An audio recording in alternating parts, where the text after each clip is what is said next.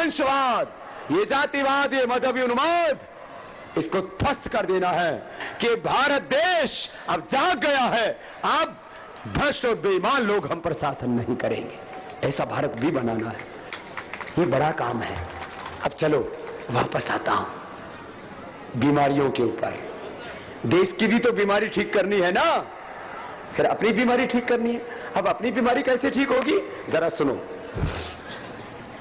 अपनी बीमारी अब ऊपर से शुरू कर रहा हूं और नीचे तक, बस 10 मिनट में सब बीमारियां कैसे ठीक होंगी, जो मैंने लाखों करोड़ों लोगों पर प्रयोग किया वो बता रहा हूं। जिनके बाल झड़ते हो, नाखून पीछे से ऐसे रगड़ लेना और रोज भस्त्रिका, कपालभाति 5-5 ही मिनट कर लेना। और सरसों का तेल बालों में लगा सकते हैं। आंवला पीना, आंवला पीने से बाल अच्छे रहेंगे, आंखें ठीक रहेंगी, पेट ठीक रहेगा। आंवले का जूस, ये बालों के लिए बता दिया। बालों में रूसी डैंड्रफ है तो क्या करें, 1 चम्मच नारियल का तेल, कोकोनट ऑयल, 1 चम्मच दही और 1 चम्मच बोरिक्स। बोरिक एसिड जानते हो?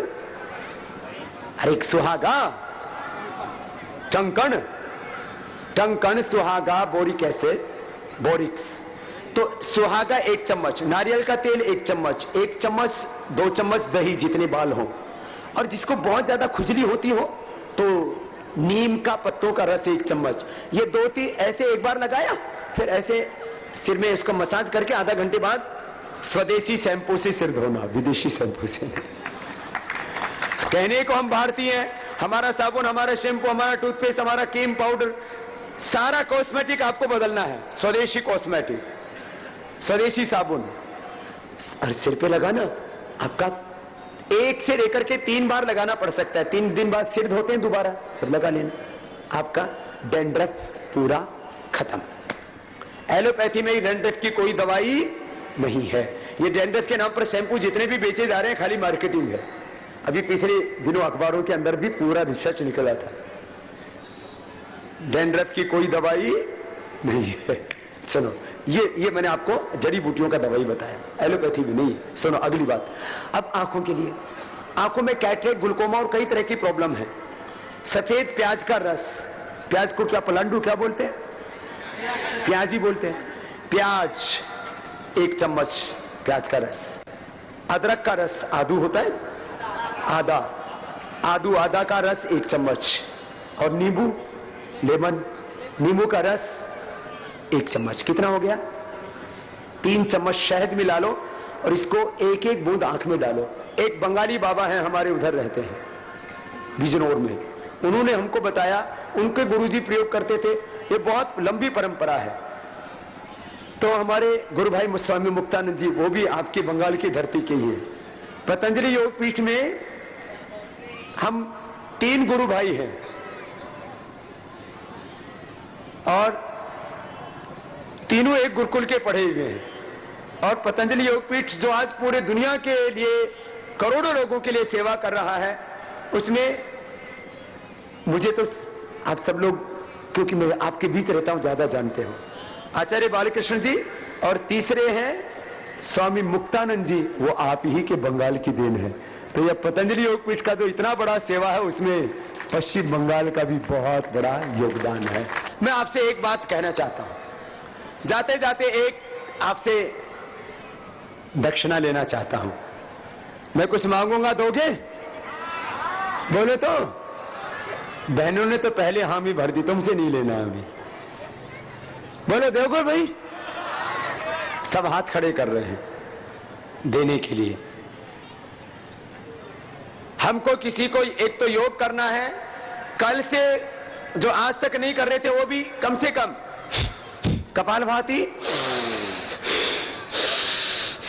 ये 2 प्राणायाम तो शुरू कर देंगे। क्यों? तो हमारी आदत नहीं होती है ना, फिर 5, 10 दिन, 20 दिन करोगे तो आदत पड़ जाएगी। लेकिन उसके साथ एक और काम करना है, हम सबको योग करना है, किसी को रोगी नहीं होना। लेकिन अगली बात, किसी को नशा भी नहीं करना। रोग और नशा से अपना बहुत नुकसान होता है, तन का, धन का, जीवन का। आप में से भी कुछ भाई तो ऐसे होंगे जो कभी कभी बीड़ी, सिगरेट, गुटखा, खैनी, तंबाकू का प्रयोग कर लेते होंगे ना। काफी लोग खाते हैं। कितने ऐसे हैं जो छोड़ चुके हैं पहले ही, जो छोड़ चुके हैं? अरे तो बड़ी संख्या है, एक बार इनका अभिनंदन है भाई। सैकड़ों लोग तो पहले से ही छोड़ के बैठे हैं। आज के बाद कोई नहीं खाएगा। हमारे आदर्श क्या है? भगवान राम, भगवान कृष्ण, सब ऋषि मुनि। आप यदि मुसलमान हैं, पैगंबर मोहम्मद साहब ने दारू पीने को पाप कहा है, अधर्म कहा है, और फिजूल खर्ची को भी बुरा कर्म कहा है। ये सब फिजूल खर्ची, जितना भी नशा है। और दारू पीने को तो सीधा, सच्चा मुसलमान कभी भी दारू नहीं पीता, सख्त मना ही है। तो फिर दारू पीने वाला हिंदू हो सकता है क्या? सिख हो सकता है, गुरु नानक देव, गुरु गोविंद सिंह, जैन बुद्ध हो सकता है, भगवान बुद्ध, भगवान महावीर। हमारा कोई भी ऋषि मुनि क्या बीड़ी, सिगरेट, शराब पीता था? भगवान राम जी दारू पीते थे, हनुमान जी गुटखा खाते थे। फिर ए मुंह में खैनी ले रखी और क्या बोलता है? जय हनुमान दो कपूर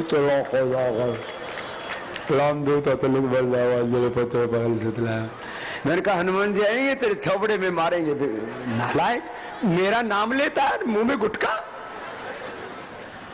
आज सब संकल्प लेके जाएंगे। हम सबके भीतर जीन्स ऋषियों का है। हम सबके भीतर जीन्स किसका है?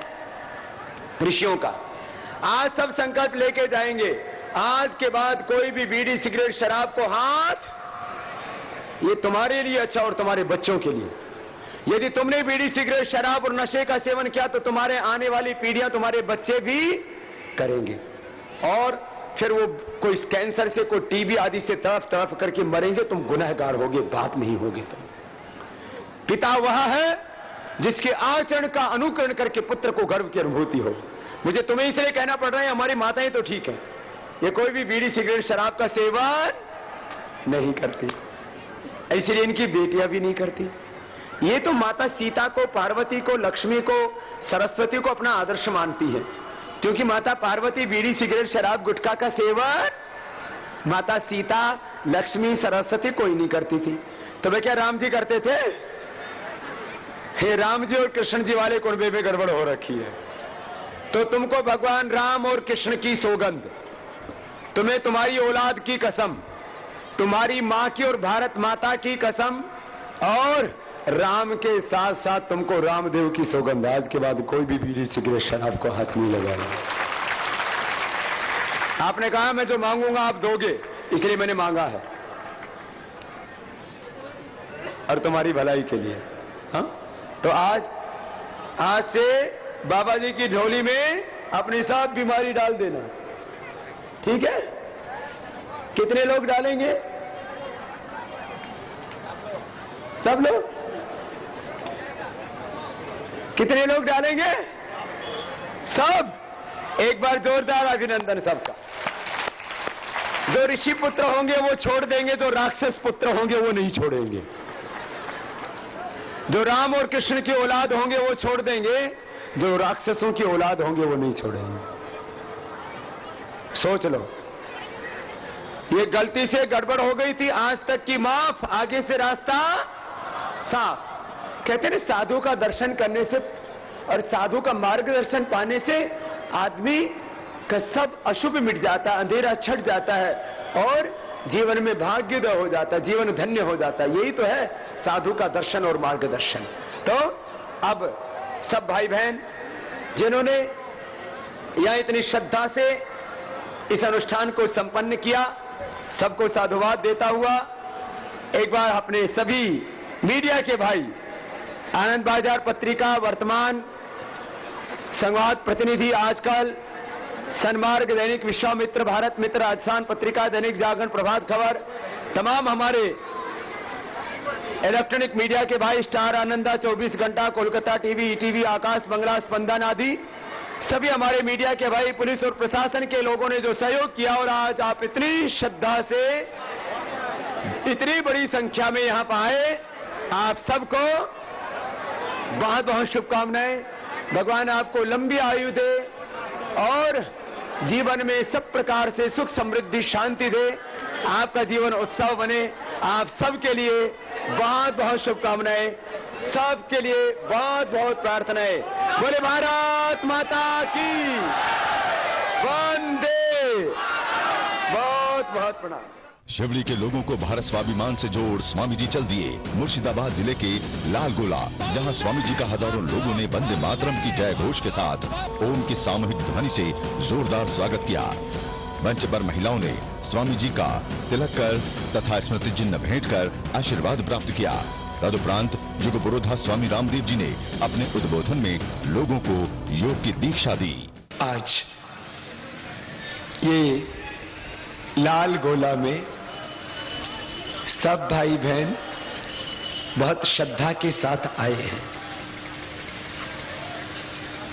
हमारी संस्कृति में माता पिता गुरु और भगवान का बहुत ऊंचा स्थान है। गुरु ज्ञान देता है इसलिए वो पूज्य है, माता पिता जन्म देते हैं इसलिए वो पूज्य है।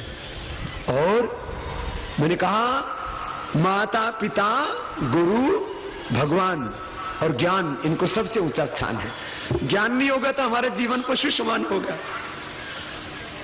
पशु में और इंसान में क्या अंतर है? एक बड़ा, आदमी से कई गुना ज्यादा ताकतवर होता है हाथी। तो हाथी बड़ा या इंसान? बोलो इंसान, लेकिन तगड़ा तो हाथी ज्यादा। आदमी से तेज दौड़ता है शेर, चीता, हिरण। तो हमसे पशु ज्यादा तेज दौड़ लेते हैं, हमसे ज्यादा बलवान है, और उनको तो कोई बीमारी भी नहीं होती। किसी जानवर को ब्लड प्रेशर की बीमारी, किसी को भी शुगर की बीमारी। हा? आपने किसी हिरण को जोड़ों में दर्द देखा? किसी हिरण को जोड़ों में दर्द नहीं होता। किसी भी जानवर को ब्लड प्रेशर शुगर की बीमारी नहीं होती, और नॉर्मल डिलीवरी हो जाती है। या तो डिलीवरी के लिए भी हॉस्पिटल में जाना पड़ता है। तो जानवर हमसे ज्यादा ताकतवर हैं, जानवर हमसे ज्यादा स्वस्थ हैं। और जानवर, किसी जानवर को आपने रोते देखा? पता नहीं कैसी स्थिति में रहते हो, ना रोते हैं ना हंसते हैं। कभी हंसते देखा किसी जानवर को? और ये आदमी, इसको भगवान ने हंसने के लिए बनाया। ये ऐसा मनहूस खड़ूस ऐसे ही बैठे रहते।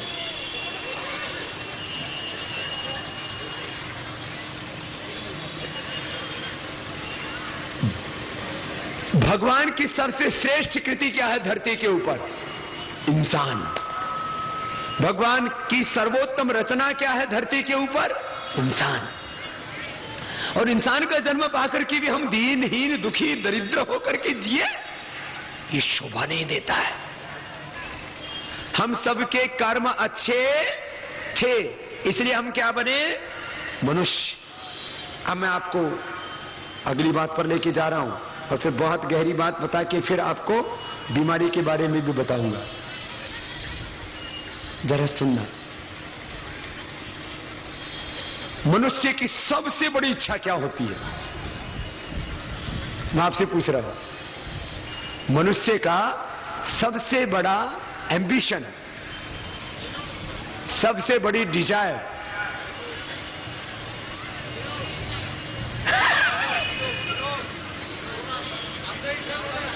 अलग अलग बोल रहे हैं। बोलो बोलो, मैं देखूं तो आपका नॉलेज का लेवल क्या है, पता तो लगेगा कि लाल गोला वाले गोल गोल घूमते हैं या कुछ। अच्छा उत्तर देते हैं। हाँ? मनुष्य की सबसे बड़ी इच्छा क्या होती है?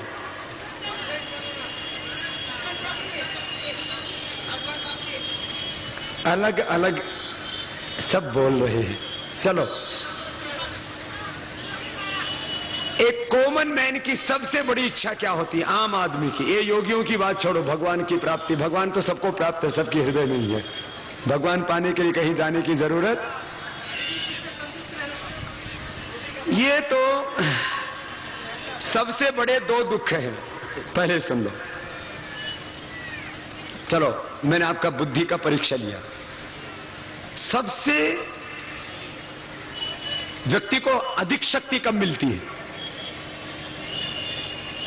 सबसे व्यक्ति को अधिक शक्ति कब मिलती है?